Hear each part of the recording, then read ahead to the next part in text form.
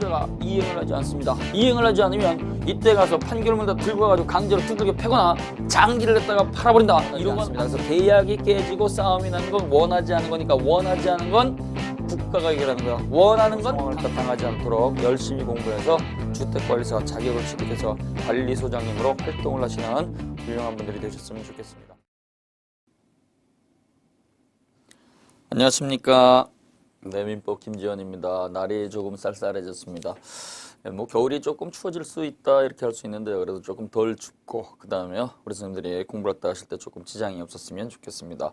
오늘은 지난 시간에 이어서 교재 117쪽에 보시면 비법인 사단 가운데서 이제 대표적인 종중에 관한 것을 갖다가 살펴보도록 합니다. 그래서 117쪽에 보시면 종중이라고 하는 게 있어요. 종중.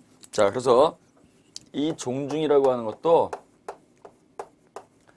법인 설립 등기를 했다 하게 되면 법인 종중이 돼버립니다. 그래서 이 종중이라고 하는 것도 설립 등기가 없으면 비법인 사단이고 워낙 이 종중에 관해서 말썽이 많으니까 설립 등기를 했다가 한 경우도 있어요. 그래서 설립 등기를 하게 되면 법인이 돼버립니다. 그때는 사단법인이 되겠죠. 그래서 종중이라고 하는 것도 설립 등기를 갖다가 갖추지 못하게 되면 이때는 비법인 사단으로 존재하는 거예요. 비법인 사단. 그럼 이때 종중이라고 하는 건 뭐냐? 종중의 뜻이죠. 그래서 종중이라고 하는 거 거기 보시면 의를 보세요. 공동선조의 분묘수호와 제사 및 종원상호 간의 친목 등을 목적으로 해서 구성되는 자연 발생적인 종족 집단이다. 그래서 성과 본을 일치하는 자연 발생적 종족 집단이에요. 자연 발생적 종족 집단. 그래서 우리가 김해김 씨라든가 전주희 씨라든가 해주 최 씨라든가 밀양 박 씨라든가 이렇게 성과 본을 갖다가 본관을 갖다가 일치하는 전체를 갖다가 우리가 종중이라고 하고 이러한 것들은요 우리가 날 때부터 운명적으로 강요당하는 거니까 우리의 선택을 갖다가 허용하지 않는 것들이죠. 나는 내가 원해서 김 씨가 됐습니다. 나는 내가 원해서 박 씨가 됐습니다. 이렇게 말할 수 있는 게 아니란 얘기예요. 또 나는 김 씨가 싫으니까 이 씨로 넘어가겠습니다. 이렇게 말할 수 있는 것도 아니겠죠. 자, 그래서 자연 발생적 종족 집단이다. 그 다음에 구성원입니다. 이 구성원을 갖다가 우리는 종원이라고 합니다. 그래서 종중 구성원을 갖다가 말을 갖다가 줄여서 우리가 종원 이렇게 불러요. 종원. 자, 그래서 공동선조와 성과 본을 같이 하는 후손은 그럼 뭐예요? 남성과 여성을 포함하는 거죠. 따라서 우리가 이 종중 구성원은요 성년이기만 하면 남, 여 모두 종중 구성원입니다. 종래의 관습법은요 성년 후손으로서 남성만을 갖다가 종중 구성원으로 했는데요 후손이 되기 위해서는 남성만 있어서는 안 되는 것이고 반드시 여성이 있어야 되겠죠. 그래서 종래의 관습법은 더 이상 법적 확신을 갖지 못하고 남녀 차별적 지위에 있기 때문에 남성만 종중 구성원으로 보는 것은 더 이상 허용되지가 않습니다. 자, 그래서 거기 보시게 되면 성별의 구별이 없이 성년이 되면 남녀 모두 그 종중 구성원이 된다. 그 다음에 2번 따라서 그 구성원 중 일부를 임의로 그 구성원에서 배제 내쫓을 수 없고 또 종중 구성원이 스스로 나가겠습니다 라고 하거나 그 다음에 축출하거나 자격을 박탈하는 것은 절대로 허용되지가 않습니다. 3번 별표 놓으시고 특정 지역 내에 거주하는 일부 종중원이라든가 특정 학렬의 종중원만을 그 구성원을 한 단체는 종중 조직에 불과한 것이지 독립된 종중이 될 수가 없습니다. 예를 들어서 김해 김씨 가운데서 식자 돌림만 따로 뽑아가지고 독립된 종중을 만들겠다. 그래도 역시 김해 김씨 시조는 똑같다는 얘기죠. 그래서 우리가요 일정한 지역에 있는 거주자만을 갖다가 뽑아서 별개의 독립된 종중으로 만들 수도 없고 그 다음에 특정 학렬을 갖다가 뽑아가지고 독립된 종중원을 갖다가 만드는 것도 허용되지가 않습니다. 그 다음에 종중 재산의 처분이죠. 이 종중 재산의 처분은 비법인 사단이니까 총유 재산입니다. 총유 재산이기 때문에 이 종중 재산, 전원의 재산을 갖다 처분하기 위해서는 반드시 종중 규약에 따라야 되고 종중의 정함이 없으면 규약에 정한 바가 없으면 총의 결의를 따라야 되고 따라서 규약도 따르지 않고 총의 결의도 따르지 않고 대표자 개인의 이름으로 됐다고 해서 대표자가 멋대로 처분하는 것은 무효라는 것이 판례입니다. 그 다음에 종중 대표자를 갖다 우리가 선출을 하게 되는데요. 종중의 대표자는 종중의 대장이다. 그래서 종장이라는 말을 씁니다. 그래서 우리가요, 종중의 대표자를 따라 선출하는 것도 종중 귀약 절차에 따라서 선출을 하는 거예요. 근데요, 종중 귀약에 정함이 없다면 어떻게 돼요? 총회결의에서 뽑겠죠. 다 같이 모여봐봐 대표자 선출하자. 근데요, 이러한 절차가 없다고 한다면 그때는요, 우리는 일반 관습으로서 연고 항존자가 종중 대표자가 되는 거예요. 연고 항존자. 그래서 종중의 대표자라고 하는 것도 규약을 갖다가 통해서 뽑는 것이고, 규약에 정함이 없으면 총회 결의를 통해서 뽑는 것이고, 이것도 없다고 한다면 일반 관습에 의해서 종장을 갖다가 선출할 수 있는데요. 이때 일반 관습에 의한 것은요, 연고 항존자. 연세가 가장 많거나 학렬이 가장 높은 분이죠. 그래서 이게 일반 관습이다. 이렇게 하시면 되겠습니다. 자, 그 다음에요. 그 다음 118쪽에 보시게 되면, 자, 2번입니다. 교회에 관련된 판례죠. 이것도 자주 나옵니다. 2번하고 3번인데요. 자, 2번. 교인들이 집단적으로 교회를 탈퇴하는 경우, 법인 아닌 사단인 교회가 두 개로 분열이 되고, 분열되기 전 교회의 재산이 분열된 각 교회의 구성원들에게 각각 총유적으로 구성되는 형태의 교회 분열을 인정할 수가 없다. 자, 아주 중요한 판례인데요. 요 교회에 관련된 판례는요, 우리 주택관리에서 쓰면 잘 나옵니다. 물론 여기만 나오는 것도 아니고요. 민법에 관련돼 가지고 대한민국 시험에 잘 나온다는 얘기죠. 예를 들면 A라고 하는 교회가 있습니다. 이때 교회는요, 천주교 성당은 아니라고 그랬습니다. 이 교회가 법인으로서 설립 등기를 갖다가 하지 않은 경우죠. 구성원 신도가 1000명이 있고요. 이때 갑이라고 하는 담임 목사가 있습니다. 담임 목사 이렇게 있는데요. 분쟁이 났습니다. 그래서 목사를 지지하는 신도들이 10명이고, 그 다음에요, 목사하고 이렇게 싸움이 나가지고 분열이 돼서 이때 반대파가 990명입니다. 990명이 매일같이 교회를 갔다가 얼굴을 갖다가 보고 예배를 갖다 드리면 은혜가 전혀 없겠죠. 그래서 싸움이 나가지고 나가버렸습니다.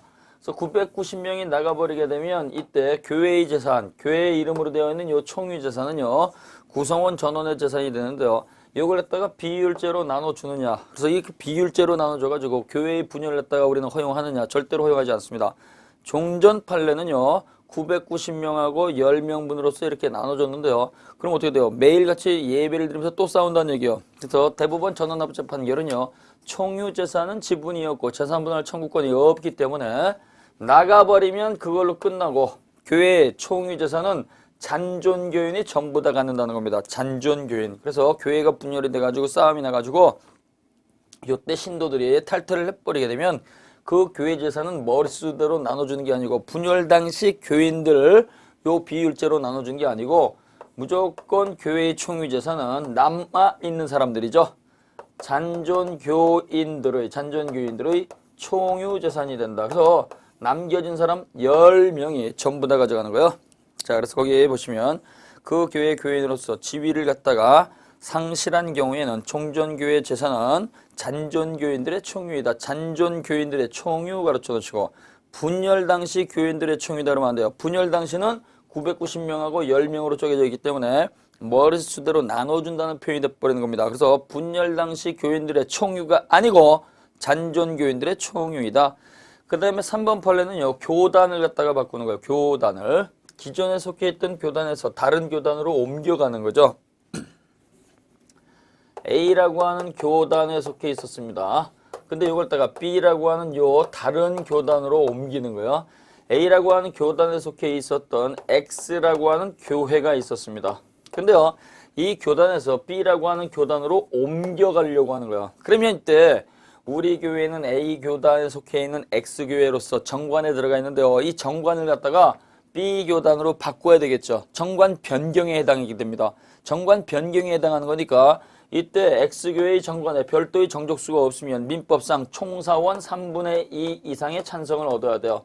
그래서 총사원 3분의 2 이상의 찬성을 얻어서 이때 B로 옮겨버리는 거죠. 그래서 요 3분의 2 이상의 찬성을 얻어가지고 정관 변경을 한 다음에 B라고 하는 교단으로 X교회가 옮겨갔습니다. 그러면 이때 요 X교회가 갖고 있는 재산은 그 신도들 전원의 총유 재산이 되는 거니까 교회가 분열된 게 아니죠. 그대로 X교회 그 신도들이 그대로 가져가는 것이지 종전 교단에다가 그 교회의 재산을 반납하고 가는 것은 아니란 얘기입니다.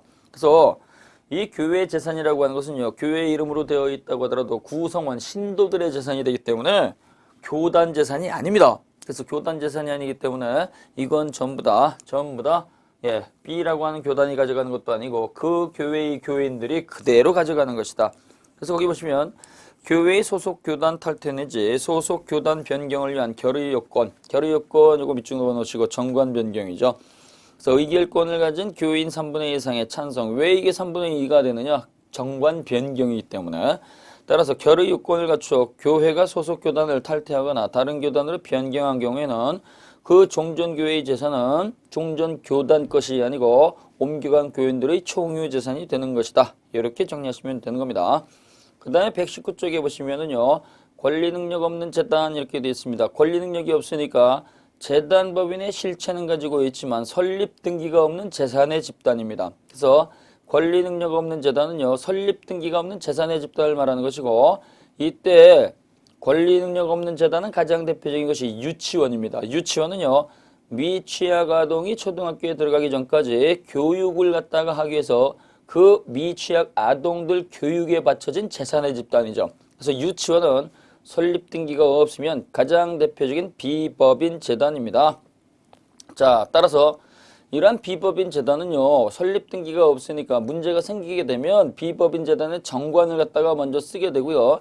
정관의 정함이 없으면 역시 민법 재단법인 규정을 유추 적용하게 되는데, 설립 등기가 없으니까 이때는 어떻게 돼요? 설립 등기가 없으니까 설립 등기를 또 전제로 한 것은 적용할 수가 없다. 그러나 비법인 사단이 됐던 비법인 재단이 됐던 이때는요, 그 이름 성명은 갖고 있으니까 명예권이라든가 그 다음에요, 성명권 침해에 대한 것은 당연히 권리를 주장할 수 있습니다. 우리 종중의 이름을 갖다가 남용을 해서 피해를 입혔으니까 물어내. 우리 교회의 이름을 멋대로 사용을 해가지고 우리한테 피해를 입혔으니까 물어내. 우리 비법인 재단의 이름을 가지고 멋대로 남용했으니까 물어내. 이렇게 명예권은 당연히 주장할 수 있는 거예요. 근데 여기서 주의할게요. 비법인 사단이 재산을 이렇게 가지고 있으면 비법인 사단의 단독 소유도 아니고 대표자 개인 것도 아니고 비법인 사단일 때, 즉 권리 능력 없는 사단일 때는 총유라는 말을 썼죠. 근데 비법인 재단의 이름으로 부동산을 등기를 했다 그러면 이때는 비법인 재단은 재산만 있는 것이고 구성원이 없으니까 총유라는 말을 쓰지 못합니다. 그러면 비법인 재단의 재산 소유는 어떻게 되느냐? 비법인 재단의 단독 소유입니다. 따라서 비법인 재단의 이름으로 부동산을 갖다가 등기를 하게 되면 그 부동산은 비법인 재단 단체의 단독 소유가 된다는 거 꼭 기억을 하셔야 돼요. 자, 그 다음에 사단과 조합의 구별. 사단이라고 하는 거, 조합이라고 하는 건 어디에서 차이가 있느냐? 그 다음 페이지 120쪽에 보시게 되면 도표가 나와 있습니다. 도표 위주로 정리하셔요. 사단과 조합의 비교. 사단 동그라미 넣으시고, 사단은 법인 설립 등기가 되어 있는 단체죠. 사람의 집단입니다. 조합은 뭐예요? 동업하는 계약이죠. 그래서 조합은 계약입니다. 사단은 단체가 되는 것이고 조합은 계약이 되는 거예요. 그래서 조합은 청약과 승낙으로 동업하는 사람들이 동업하시겠습니까? 네, 동업하겠습니다. 계약으로 이루어지는 거예요. 따라서 하나는 단체고 하나는 계약이고, 따라서 단체는 권리 능력이 있지만 계약은 권리 능력이 없겠죠. 따라서 단체는 단체가 모든 걸 가져가고 그 다음에 책임도 단체가 지지만 이때 계약이라고 하는 것은 조합이고 조합은 공시가 되지 않으니까 무한 책임이 적용이 된다는 거 같이 기억하시면 돼요. 자, 그래서 거기 보시면 사단법인의 설립행위는 두 사람 이상의 생존행위로서 합동행위라고 우리가 이미 공부를 했습니다. 조합은 청약과 승낙 계약으로 이루어지죠. 설립자 수는요, 상대적으로 비교하는 거예요. 동업하는 것보다는 법인을 갖다가 설립을 해가지고 대규모 사업하는 게 훨씬 더 낫겠죠. 그래서 사단법인이 조합보다는 상대적으로 그 구성원이 많다. 자, 그 다음에 단체성의 유무죠. 단체성 요거 별표 놓으시고 이게 제일 중요한 거예요. 사단법인은 설립 등기가 되어 있으니까 이건 단체죠. 그러나 조합은 단체성이 없습니다. 자, 따라서 법률행위를 딱 저지르게 되면 그 법률행위의 효과, 권리와 의무는 누가 가져가느냐? 그래서 사단법인의 이름으로 계약을 하게 되면 권리와 의무는 전부 다 법인이 가져가는 것이지 구성원이라든가 대표자가 갖는 것 아닙니다. 자, 그 다음에요. 조합이죠. 조합은 동업하는 거예요. 갑과 을이 동업을 한다. 동업자 갑과 을이 병과 계약을 했다 그러면 동업자에게 직접 효과가 귀속이 된다는 거예요. 그 다음에 권리 능력이죠. 사단법인은 설립 등기가 되어 있으니까 권리 능력이 인정이 되죠. 따라서 재산권도 인정이 되고 명예권도 인정이 되고 신용권도 인정이 되고 정신적 자유권 같은 거 전부 다 인정을 해줍니다.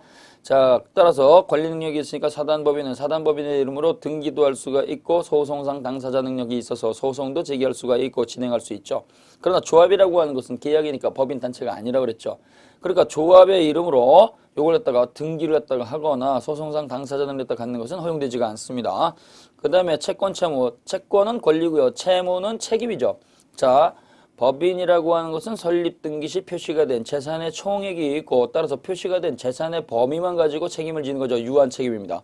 그러나 이때 조합이라고 하는 것은 어떻게 돼요? 조합이라고 하는 것은 계약서에 불과한 것이고 두 사람이 얼마를 투자를 한 건지 그건 두 사람만 알고 있죠. 너도 5억 내고 나도 5억 내자. 그러면 두 분이 합쳐서 10억짜리 사업을 했다가 한다고 하더라도 제3자는 알 수가 없습니다. 따라서 이때 채권 채무는 무한 책임이 되는 거예요.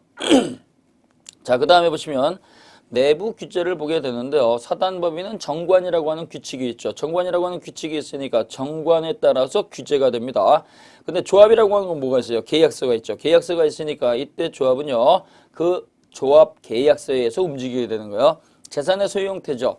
사단법인은 법인의 단독 소유입니다. 그래서 설립 등기가 되어 있는 사단법인과 재단법인의 이름으로 부동산을 갖다가 등기를 했다 그러면 이건 구성원 게 아니고 법인 단체 겁니다. 단체 거. 삼성의 이름으로서 부동산 갖고 있다 그러면 삼성 거지 이건희 개인 것 아닙니다.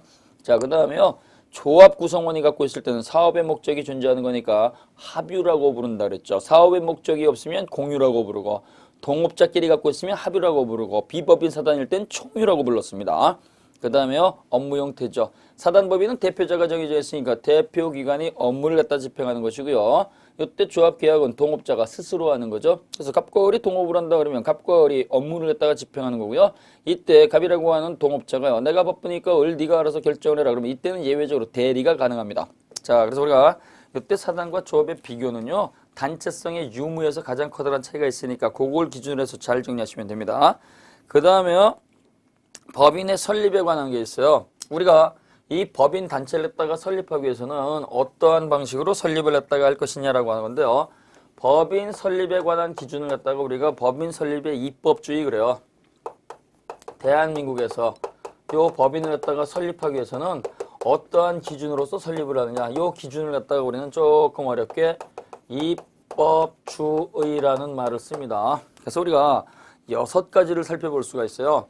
자유설립주의라고 하는 게 있고 그 다음에 준칙주의라고 하는 게 있고 준칙주의 그 다음에 인가주의라고 하는 게 있고 허가주의라고 하는 게 있습니다. 그 다음에 특허주의라고 하는 게 있고 강제주의라고 하는 게 있어요. 앞글자만 따가지고 우리가 자준인어 특강 이렇게 부릅니다. 이것도 연결을 했다가 잘 하셔야 돼요. 자유설립주의는 우리나라에서 써먹지 않습니다. 우리나라는요. 믿을 수 있는, 신뢰할 수 있는 사회가 아니죠. 서로가 서로를 갖다가 100% 믿으면 자유설립주의가 가능합니다. 법인을 갖다가 자기들 마음대로 자유롭게 설립을 했다가 하는 것을 갖다가 허용하는 건데요.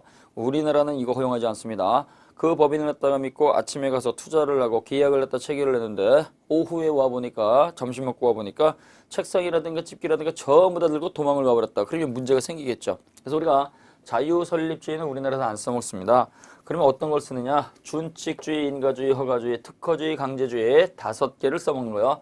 그럼 이때 준칙주의라고 하는 게 있는데요. 이 준칙주의는 법 규정만 준수해주면 이 말은 법 규정만 지켜주면 법이 정한 요건만 갖추면 누구나 설립할 수 있는 것을 말하는 겁니다. 그래서 법만 지켜주면 되는 거. 법만 지켜주면 이렇게 설립할 수 있는 것은요. 사장님이 될 수 있는 경우, 그 다음에요. 근로자가 될 수 있는 거. 그래서 사장님이니까 뭐 할 수 있어요? 내 돈 가지고 투자하겠습니다. 영리법인을 갖다가 설립할 수 있어요. 그래서 영리법인은 상법의 적용을 받고 각종 회사라고 했습니다. 요 각종 회사는요. 자유롭게 설립할 수 있는 거예요. 근데 법의 규정, 법 규정은 지켜야 된다는 거죠. 그래서 사장님, 영리법인, 회사 만드는 것은 요거는 준칙주의입니다. 사장님이 준칙주의로서 설립할 수 있으니까 근로자도 공평하게 노동조합을 설립할 수 있는 거예요. 노동조합. 그래서 노동조합을 갖다가 준칙주의에 의해서 설립할 수가 있습니다. 그래서 공평하게 하는 거예요. 사장님이 설립이 이렇게 법 규정만 지켜주면 설립할 수 있다고 한다면 역시 근로자도 노동조합을 갖다가 사장님과 마찬가지로 준칙주의에서 설립할 수 있다라고 하는 거죠. 그 다음에요. 인가주의라고 하는 게 있고 허가주의라고 하는 게 있습니다. 인가하고 허가는요, 요건 엄격하게 구별이 되는 거예요. 인가라고 하는 것은요, 이거는 기속재량행위라는 말을 씁니다. 기속재량행위. 그 다음에 허가라고 하는 것은요, 이거는 자유재량행위라는 말을 씁니다. 재량권이 있다라는 얘기죠. 이때 이 재량권은요, 요건을 갖다가 심사할 수 있다라는 권한을 말하는 거예요. 그래서 인가라고 하는 것은요, 요 인가권자가요, 요건이 갖추어졌느냐, 요건 구비가 된 것을 갖다가 심사할 수가 있습니다. 그래서 요건을 갖다가 갖추었는지 심사를 해가지고 요건이 구비가 되었다고 판단이 되면, 요건이 갖추어졌다고 이렇게 판단이 되면, 이때는요, 너만 하세요라고 하는 게 아니고 특정인에 대해서 인가를 갖다가 하는 것이 아니고 모든 자에게, 모든 자들에게 인가를 해야 된다는 얘기예요. 그래서 우리가 갑이라고 하는 식품위생 담당 공무원이 있는데요, 을이라고 하는 사람이 와가지고 이 지역에서 식당을 갖다가 운영을 하겠습니다. 그러면 요분이 식당을 갖다가 할 수 있는 요건을 갖추었느냐 판단을 한다는 얘기예요. 그럼 이렇게 판단을 해가지고 식당을 갖다가 할 수 있는 요건을 갖췄다고 한다면 식당 하세요라고 무조건 허락을 해줘야 된다는 얘기입니다.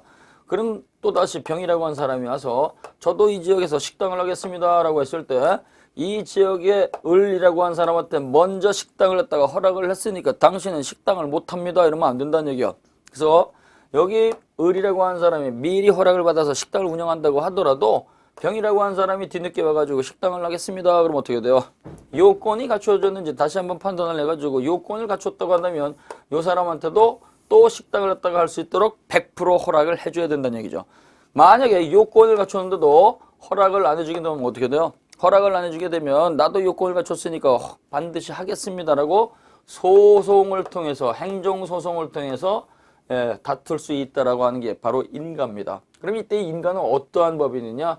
직업과 관련된 법이네요. 직업과 관련된 거. 그래서 우리 헌법 제17조는 직업 선택의 자유가 있기 때문에 직업과 관련된 법인은 전부 다 인가주의입니다. 왜? 국가가 직업을 갖다가 강요할 수는 없잖아요. 그래서 우리가 의사회라든가 변호사회라든가 약사회 같은 경우, 그래서 의사회, 변호사회, 약사회 등등등 이러한 것들은 정부 시험을 통해서 직업을 취득한 거잖아요. 근데 시험을 통하지 않고도 더 전문가가 있잖아요. 농업인, 농업인, 농산업협동조합, 그 다음에 상업인, 공업인, 상공회의소, 그 다음에 중소기업 사장님, 중소기업 협동조합, 이런 게 전부 다 인가주의와 관련된 거여서 직업과 관련된 건 전부 다 인가주의다.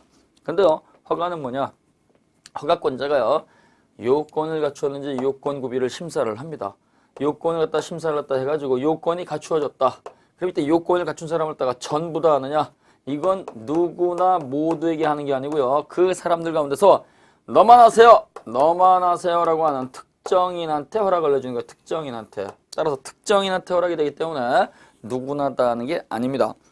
A라고 하는 지역이 있습니다. 이때 갑이라고 하는 허가권자가 있습니다. 이 지역에서 학교 재단법인을 갖다가 설립해서 운영하고 싶은 이러한 사람들은 여기다가 신청을 갖다가 하세요 라고 요건을 내걸었습니다. A라고 하는 지역에서 중학교를 갖다가 설립을 하겠다. 그럴 때 요건이 100억 이상을 갖다가 내야 되고, 그 다음에요 10년 이상 경력이 있는 자일 것, 이렇게 나오죠. 100억 이거 얼마 많은 건 아닙니다. 학교 적어도 설립하려면요 건물을 갖다가 여러 개 지어야 되잖아요. 그 건물 가격만 해도 보통 20억 30억이기 때문에 이 건물 가격이 굉장히 비싸잖아요. 그래서 일단 최소한의 요건으로서 100억 이상을 낼 것, 그 다음에 10년 이상 이렇게 경력 있을 것. 그랬더니 이걸 갖다가 보고 을이라고 한 사람이 왔습니다. 나는 120억 이상을 갖다가 낼 수가 있고, 나는 지금 이제 11년 동안 운영해 오고 있습니다. 그 다음에 병이라고 한 사람이 나는 150억 이상을 갖다가 낼 수가 있고, 나는 13년 동안 운영해 오고 있습니다. 정이라고 한 사람이 나는 200억 이상을 갖다가 낼 수가 있고, 나는 20년 이상 운영해 오고 있습니다. 이렇게 요건을 갖다가 보고 이 사람들이 신청을 했습니다. 신청을 갖다가 했는데요, 전부 다 요건은 통과가 됐죠. 요건이 통과가 됐을 때는요, 이 사람들한테 전부 다 그러면 학교를 갖다 설립하세요 이렇게 하는 건 안 된다는 얘기죠. 학교를 갖다 전부 다 설립하게 되면 어떻게 돼요? 학교가 많아지고 학생으로 줄 수가 있잖아요. 그러면 학교가 난립하게 되면 어떻게 돼요? 부실 학교가 나올 수가 있습니다. 왜? 학생이 적으니까 학교 운영을 제대로 못하는 경우가 있잖아요. 따라서 이랬을 때는요, 요 허가권자가요, 요건을 갖다가 심사를 합니다. 심사를 해가지고 전부 다 하는 게 아니고 특정인한테 하는 거예요. 너만 하세요. 그래서 병한테 허가를 해준 거예요. 이랬을 때 을이라고 하는 요 사람은요, 자기가 다른 사람에 비해서 요건이 뒤떨어지기 때문에 병에 대해서 허가가 떨어진 것에 대해서는 이 사람은 불만이 없습니다. 근데 정이라고 한 사람 입장에서 보게 되면 어떻게 돼요? 나는 얘보다 재산도 많이 내놓고 그 다음에 경력도 더 많은데 왜 나는 안 됩니까? 라고 얘는 불만을 가질 수가 있어요. 이때 이 정이라고 한 사람이 갑이라고 하는 허가권자한테 왜 나는 안 됩니까? 이랬더니 이때 갑이라는 허가권자는 뭐라고 얘기할 수 있느냐? 내 맘이니까. 내 마음이니까 라고 얘기할 수 있는 것. 따라서 이 허가라고 하는 건요, 요 허가권자의 자유재량이기 때문에 요건을 갖췄다고 해서 누구나 다 하는 것도 아니고, 따라서 이건요 소송으로 다툴 수도 없는 겁니다. 그래서 소송을 할 수 있느냐 없느냐 요것 때문에 구별이 되는 거예요. 인간은 소송으로 다툴 수가 있지만 요 허가라고 하는 것은 자유재량이니까 소송으로 다툴 수가 없다. 그러면 이때 설립 허가를 갖다가 받아낸 허가주의는요, 우리 민법상 어떠한 경우냐, 특정인만 허락해 주는 거. 우리가요 영리법인하고 노동조합은 준칙주의고 그 다음에 직업에 관련된 건 인간주의다 이렇게 통일을 시킬 수 있었는데요, 얘는 통일이 안 돼요. 통일이 안 되니까 이건 외워야 돼요. 허가주의에 의한 것은요, 비영리법인하고 학교재단법인하고 증권거래업 허가입니다. 그래서 허 비약정 이렇게 정리하시면 돼요. 허 비약정입니다. 자, 그 다음에요 특허주의라고 하는 게 있어요. 특허주의는요 반드시 특별법을 갖다가 제정을 해야 돼요. 특별법. 이 특별법을 갖다가 제정할 뿐만이 아니라 그 법인에 관해서 국가가 직접 관리 감독을 해야 됩니다. 국가가 관리 감독을 해야지만 이게 특허주의예요. 그래서 우리가요 여기서 주의할 게 특허주의에 의한 법인은 특별법이 제정되어 있는 법인을 말한다. 이렇게 나오면 틀립니다. 사립학교법도 그래서 사립학교재단법인도 사립학교법이라고 하는 특별법이 제정되어 있고요. 노동조합도 노동조합법이라고 하는 특별법이 있어요. 근데 노동조합은 준칙주의고요. 그 다음에 사립학교 이건 뭐야? 학교재단법인은 요거는 허가주의잖아요. 그래서 우리가 특별법도 제정이 되어 있을 뿐만이 아니라 법인이 직접 그래서 국가를 갖다가 법인을 갖다가 직접 국가가 관리 감독하는 이러한 시스템을 갖고 있는 걸 갖다가 우리는 특허주의에 의한 법인 이렇게 부르는 거예요. 자, 그래서 특별법도 있고 국가가 직접 나서서 관리 감독을 해야 되는 것이다. 이러한 것들은요 각종 공사가 있죠. 공사. 그 다음에 국책은행이 있어요. 국책은행. 한국은행이라든가 한국산업은행 같은 거, 수출입은행 같은 거 이런 게 바로 국책은행이죠. 그 다음에 대한적십자사, 그 다음에 한국조폐공사, 그 다음에 한국마사회 같은 경우. 그래서 우리가 보통 한국이란 이름이 붙어 있거나 그 다음에 대한이란 이름이 붙어 있을 때, 그 다음에 각종 공사라는 이름이 붙어 있을 때 요걸 딱 우리는 특허주의에 의한 법인이다 그래요. 근데 대한항공, 대한자부터도 이건 영리법인이겠죠. 그 다음에 대한상공회의소, 상공회의소는 상업인, 공업인이니까 인가주의입니다. 인가주의. 그 다음에 강제주의라고 하는 게 있습니다. 강제주의는요 인가주의와 똑같은 거예요. 직업을 갖다가 취득한 개인을 갖다가 국가가 일일이 따라다니면서 관리 감독하는 것은 불가능합니다. 따라서 직업을 갖다가 선택한 사람들한테 단체 설립을 강제를 하고 가입을 강제를 해서 통제하는 게 바로 강제주의입니다. 거기 도표 쭉 읽어보시고요. 우리 선생님들이 보시면 되겠습니다. 그 다음에 122쪽에 보시면 비영리 사단법인의 설립 이렇게 나와 있습니다. 비영리 사단법인의 설립.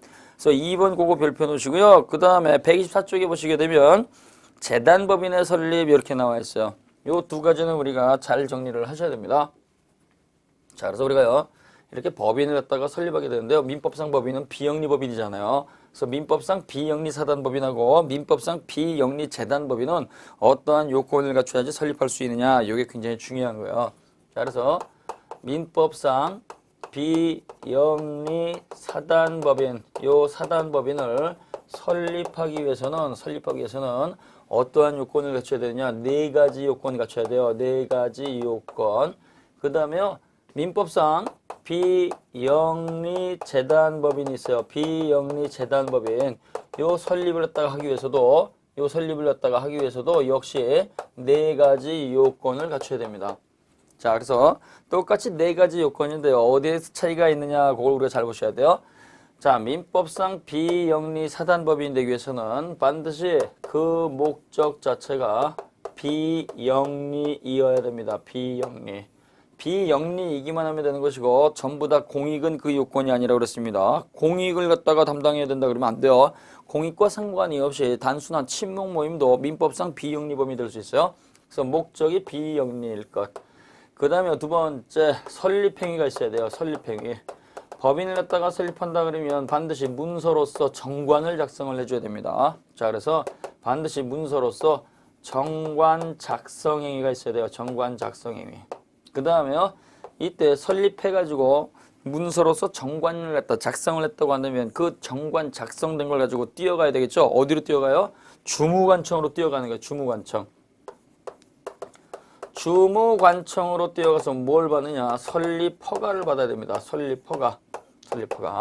설립허가가 있다고 해서 법인의 권리 능력이 만들어지는 것은 아닙니다. 설립허가서가 도달이 되고 나서 도달입니다. 허가가 있고 나서가 아니고 설립허가서가 단체 설립에 관여한 자들한테 도달이 되고 나서 3주 이내에 주된 사무소 소재지 관할 등기소에 가서 뭘 해야 돼요? 등기소에 가서 설립 등기를 해야 됩니다. 설립 등기.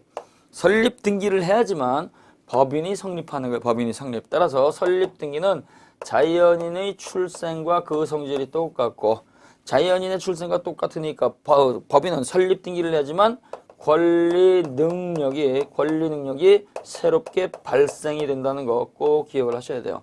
그래서 설립 등기가 없으면 권리 능력은 발생하지 않습니다. 그러니까 이때 법인의 설립 등기는요. 모든 법인에 있어서 성립 요건입니다. 존재의 요건이에요. 자, 그래서 비영리 사단법인을 갖다가 설립하기 위해서는요. 이렇게 4가지 요건을 갖춰야 됩니다. 그래서 이 4가지 요건, 목적이 비영리일 것, 정관 작성 설립행위가 있을 것, 그 다음에 주무관청에 가서 설립허가를 받을 것, 이때 허가주의니까 자유재량행위가 되는 것이고 허가를 못 받았다고 해가지고 행정소송이라든가 심판을 갖다가 제기할 수 없다. 그 다음에 설립등기를 갖다가 할 것, 설립등기가 돼버리면 그때부터 새롭게 권리 능력이 취득이 되고 발생하는 거니까 권리 능력의 시작점이 되는 거죠. 그러면 비영리 재단법인은 어떠한 요건을 갖춰야 되느냐? 역시 민법상 법인이니까 재단법인도 당연히 목적 자체가 비영리여야 되겠죠. 목적 자체가 비영리. 그러나 이때 재단법인은 성질상 사원이 존재하지 않기 때문에 영리 재단법인은 절대로 존재할 수가 없습니다. 우리가 영리를 갖다 추가하면 이익배당을 해야 되는데요. 재단법인은 사원이 없으니까 이익배당 청구하지 못한다 그랬어요. 자, 그 다음에 2번째, 역시 비영리 재단법인도 설립행위로서 정관 작성이 있어야 돼요. 정관 작성. 이 정관 작성이 있어야 되는데 이 정관 작성뿐만이 아니라 재단법인은 재산이 본질이니까 설립자는 반드시 출연행위가 있어야 됩니다. 출연행위. 출연행위는 뭐예요? 재산을 내놓는 거죠. 그럴 때 이 출연행위는요. 사단법인은 요건이 아닙니다. 사단법인은 사원들이 존재하면 되기 때문에 출연행위는 요건이 아닌데 재단법인은 뭐가 되는 거예요? 재단법인은 재산을 갖다가 본질로 하기 때문에 사단법인과 달리 반드시 출연행위가 있어야 된다는 걸 꼭 기억을 하셔야 됩니다. 자, 그 다음에요. 이때 비영리 재단법인도 주무관청으로 뛰어가서 뭘 받아야 됩니까? 주무관청으로 뛰어가서 설립허가를 받아야 돼요. 설립허가. 설립허가서가 도달이 되고 나서 3주 이내에 관할 등기소에 가서 설립 등기를 해야 됩니다. 역시 설립 등기가 있어야지만 최초로 권리 능력을 갖다가 발생시키기 때문에 설립 등기가 없으면 권리 능력은 절대로 발생하지 않습니다. 자, 그래서 비영리 재단법인도 그 요건이 4가지가 있어요. 비영리일 것, 그 다음에 정관 작성 설립행위가 있고 출연행위가 있을 것, 그 다음에 설립허가를 딱 받을 것, 그 다음에 설립 등기를 갖다가 갖출 것. 그럼 이렇게 겉으로 볼 때는 4가지가 똑같은 것처럼 보이는데요. 차이점은 딱 하나죠. 차이점은 어디에 있어요? 3가지는 똑같은데 설립행위의 성질이 다르고 출연행위가 있느냐 없느냐가 다르다는 거죠. 그래서 나머지는 똑같으니까 우리 선생님들이 읽어보시면 되고요. 자, 요 설립행위, 요것이 차이가 있다라는 얘기예요. 요게. 자, 그래서 사단법인의 설립행위하고 재단법인의 설립행위를 따가 우리가 비교해서 정리하셔야 됩니다. 사단법인의 설립행위는 정관으로서 작성을 하는 것이고 이때 정관 작성을 했다고 그러면 2사람 이상이 의사표시를 몰아주는 거니까 합동행위라는 말을 씁니다. 따라 사단법인의 정관 작성행위는요. 반드시 2사람 이상일 것. 그 다음에요. 목적이라든가 명칭이라든가 의사표시에다가 몰아주는 거니까 2사람 이상이 몰아주는 의사표시일 것. 이러한 것들은 살아서 저지른 거니까 생전행위로 저지르는 것이고 사후행위로서 저지를 수가 없다. 이때 정관은요. 반드시 문서로 하기 때문에 서면으로 작성을 해야 되고 그 다음에 필수적 기재사항이라고 하는 게 있죠. 필수적 기재사항으로서 7가지를 기재를 해줘야 돼요. 목명사, 자이사, 존이죠. 이때 정관을 갖다 작성을 하고 기명날인을 해야 됩니다. 이름을 갖다가 쓰고 도장을 찍어야 된다는 얘기죠. 기명날인. 그래서 이렇게 요식행위이기 때문에 이 요건을 갖다 갖추지 못하게 되면 이 정관 작성행위는 무효가 되는 거예요. 그럼 이때 사단법인의 정관이라고 하는 것은 단체 규칙인데요. 이 정관이라고 하는 것은 그 법적 성질이 법으로서의 효력을 갖는 것이지 계약으로서의 효력을 갖는 게 아닙니다. 따라서 정관 규정을 갖다가요 사원총회에서 다수결로 의미를 갖다가 확정한 것은 무효. 따라서 그 구성원들한테도 효력이 없고 다수결로서 의미를 갖다가 확정하는 것은 무효이기 때문에 구성원한테도 효력이 없고 기관에도 효력이 없고 나중에 가입된 자들한테도 효력이 없고 법원에 대해서도 효력이 없습니다. 그래서 다수결로서 해석하는 거 된다 안 된다? 안 된다는 얘기야. 왜? 지금은 우리가 머릿수가 많아서 이런 뜻입니다 이렇게 놓고 그놈들이 다 쫓겨나갔을 때 반대파가 득세를 내가지고 뜻을 갖다가 바꾸겠습니다 그러면 법으로서 획일적으로 있는 게 아니고 우왕좌왕한다는 얘기예요. 우왕좌왕. 그러면 안 된다는 얘기죠. 자, 그래서 이렇게 정관 작성을 해줘야 돼요. 그래서 사람만 있으면 되기 때문에 사단법인은요 재산 출연은 필수적 요건이 아닙니다. 자, 근데요 이렇게 설립회의를 통해 가지고 정관을 갖다 작성을 했는데 이 정관 기재사항을 갖다가 누락시켰다 그러면 어떻게 돼요? 그 사원들이 살아있기 때문에 그 사람들한테 당신들이 채워오세요라고 반려하면 되기 때문에 사단법인의 정관을 갖다가 누락을 시켰다 그러면 정관 보충은 허용되지 않습니다. 정관 보충은 국가가 채워주는 거잖아요. 그래서 정관 보충은 재단법인일 때 써먹는다 그랬어요. 자, 그 다음에 비영리 재단법인의 설립에 있어서 설립행위 성질이죠. 정관 작성입니다. 이 정관을 갖다가 작성하는 설립행위는요. 이거는 합동행위가 아니고 상대방 없는 단독행위로서의 성질을 갖습니다. 한 사람이 재단법인을 설립을 하든 두 사람 이상이 같이 설립을 하든 간에 이 재단법인 설립행위는 다른 사람 권리에 영향을 안 주는 거죠. 그래서 사단법인 설립행위는 합동행위로서의 성질을 갖지만 재단법인의 정관 작성의 설립행위는요. 요거는 상대방 없는 단독행위로서의 성질을 갖는 것이고 요거는요. 생전행위로서 설립할 수도 있고 사후행위 유언으로서 설립하는 것도 상관이 없습니다. 내가 살아서 재산을 갖다가 내놓고 설립하겠습니다. 그러면 증여에 관한 규정을 준용하는 거고요. 내가 사망하면 재단법인을 갖다가 만들어줘 재산 내놓을게 이렇게 유언으로서 하게 되면요. 이때는 유언에 의한 증여 유증에 관한 규정을 준용을 하는 겁니다. 상속이란 말은 법인에게 절대로 쓰지 않습니다. 상속은 생명신체를 갖다가 전제로 한 사람만 상속이라는 말을 쓰는 겁니다. 따라서 우리가 법인을 갖다가 설립을 갖다가 하고 다른 법인에게 상속시켰습니다. 이런 말을 못하는 거예요. 법인은 법인에 대해서 상속을 주장하지 못합니다. 또 자연인이 내가 가지고 있는 전 재산을 갖다가 장학재단에다가 상속시키겠습니다. 이렇게 유언을 했다고 하더라도 그 재단법인이 상속시켜주세요. 이런 말도 못한다는 겁니다. 자, 그래서 이렇게 상대방 없는 단독행위로 성질을 갖고 생전행일 때는 증여, 그 다음에 사후행일 때는 유증에 관한 규정을 준용을 한다. 이때 정관 필수적 기재사항은요. 사단법인은 모두 7가지였지만 재단법인은 사원이 없으니까 5가지를 필수적 기재사항으로 하죠. 목명사 자의였습니다. 목적, 명칭, 사무소, 소재지, 그 다음에 자산에 관한 규정, 이사의 임명과 면직에 관한 규정이죠. 자, 이것도 역시 설립자가요. 이걸 전부 다 기재를 하고 문서로 작성을 하고 기명 날인을 해줘야 됩니다. 기명 날인을 갖다가 빼먹게 되면 역시 이것도 무효입니다. 근데요. 사단법인과 달리 재단법인은 재산을 갖다가 내놓는 게 바로 출연행위죠. 그래서 재산이 있어야 되기 때문에 출연행위가 요건입니다. 이때 출연이라고 하는 거 재산을 내놓는데요. 출연 재산은 종류를 불문합니다. 부동산이 될 수도 있고 동산이 될 수도 있고 예금이 될 수도 있고 기술이 될 수도 있다라는 얘기예요. 그래서 종류는 불문인데요. 문제는 이때 재산을 갖다가 출연을 하게 되면 출연된 재산은 언제 법인에게 귀속이 될 것이냐라고 하는 것이 굉장히 중요한 겁니다. 자, 그래서 출연 재산의 귀속 시기는요. 48조 규정에다가 이렇게 규정을 해놨어요. 48조 조문은 1항, 그 다음에 2항 이렇게 둘로 나누는데요. 1항에서는 생전 처분으로 즉 살아서 재단법인을 따라 설립하게 되면 법인 성립 시에 그 부동산을 갖다가 이전 등기하지 않아도 부동산을 갖다가 등기를 갖다가 이전하지 않아도 무조건 재단법인에게 귀속이 된다. 이렇게 규정을 해놨습니다. 살아서 재단법인을 갖다가 설립하게 되면 법인이 성립했을 때 이때 법인의 성립은 언제 법인의 성립이 돼요? 설립 등기가 됐을 때죠. 법인 설립 등기가 되면 그 법인에게 부동산 등기를 이전하지 않아도 무조건 재단법인 거라는 얘기예요. 그 다음에요. 2항에 보게 되면 유언으로서 재단법인을 따가 설립하게 되면 유언 효력이 발생이 됐을 때, 유언의 효력이 발생이 됐을 때 무조건 재단법인 겁니다.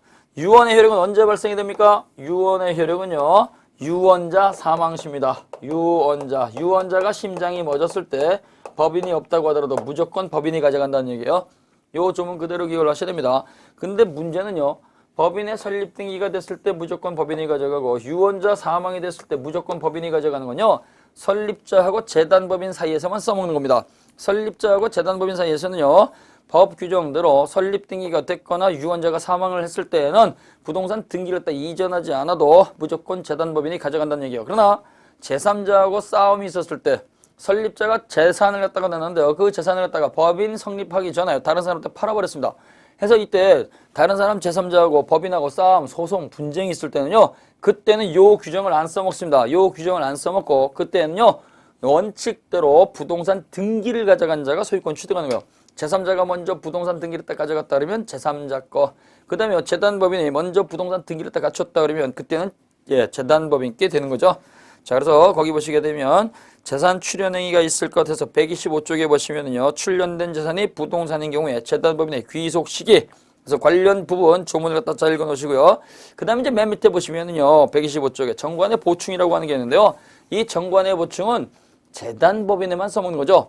그래서 재단법인을 갖다 설립하신 분이 목적과 자산이라고 하는 거 두 개 중요한 것만 정해놓고 이사라든가, 그 다음에요, 법인의 명칭이라든가, 그 다음에 법인의 주소지를 갖다 정하지 못하고 돌아가셨을 때에는 이해관계인 또는 검사에 청구해서 법원이 채워주는 거죠. 그래서 돌아가셨기 때문에 법원이 채워주는 게 정관 보충입니다. 그래서 이 정관 보충은요, 재단법인에만 써먹는 것이다, 이렇게 정리하시면 돼요. 나머지는 다 똑같습니다. 자, 고생을 하셨고요. 잠깐 쉬셨다가 127쪽에 법인의 능력을 보도록 합니다. 잠깐 쉬었다 2교시에서 뵙겠습니다.